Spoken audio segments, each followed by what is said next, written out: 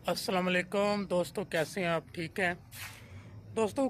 अभी social media पे यही डिबेट चल रही है, यही अब कल टॉप ट्रेंड चला हुआ है कि कच्चे के डाकू, एक वो शाह नामी कोई डाकू था कच्चे का, तो वो मारा गया है।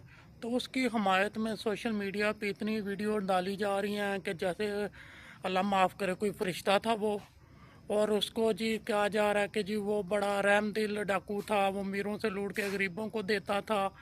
वो कौन सा डाकू है जो डाका डाल के भी वो फरिश्ता बन गया?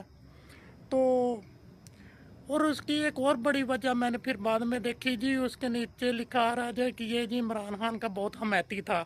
तो जितने भी हमारे पीटीआई वाले दोस्त हैं वो उसको जी हीरो बना रहे हैं। क्या वजह है कि ये इमरान खान की हमायत करता था? और लाना तुम लोगों पे, तुम्हारी सोच पे। जो एक डाकू है उसको तुमने हीरो के तौर पे उसे ले रहे हो कि वो जी बड़ा अच्छा था जी, वो हुकूमत के ख़िलाफ़ था इसलिए हुकूमत ने उसको मरवा दिया। और भाई डाकू था, डाकू ने मरना ही होता है। जो लोगों के साथ जुल्म करेगा तो रियासत खामोश रहेगी।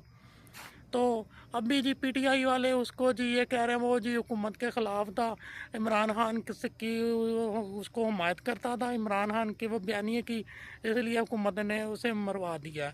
और लाना तुम लोगों पे और मुल्क दुश्मनों, खुदा तुम्हें गारत करे। जो भी मैं ये सोचता हूँ कि पीटीआई वाले ये एक लॉन्ड्री ग्रुप है, जो जितना भी मर्ज़ी गुनाह करे और पीटीआई को ज्वाइन कर ले, वो बिल्कुल जैसे लॉन्ड्री में धुल के नहीं साफ़ सुथरा हो जाता, ऐसे इनके नज़दीक पीटीआई वालों के नज़दीक ऐसा ही है।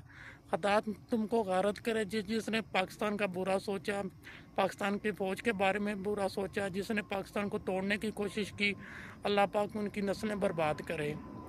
इंशाल्लाह फिर कभी किसी टॉपिक पे फिर बात करेंगे। ओके, अल्लाह हाफिज़।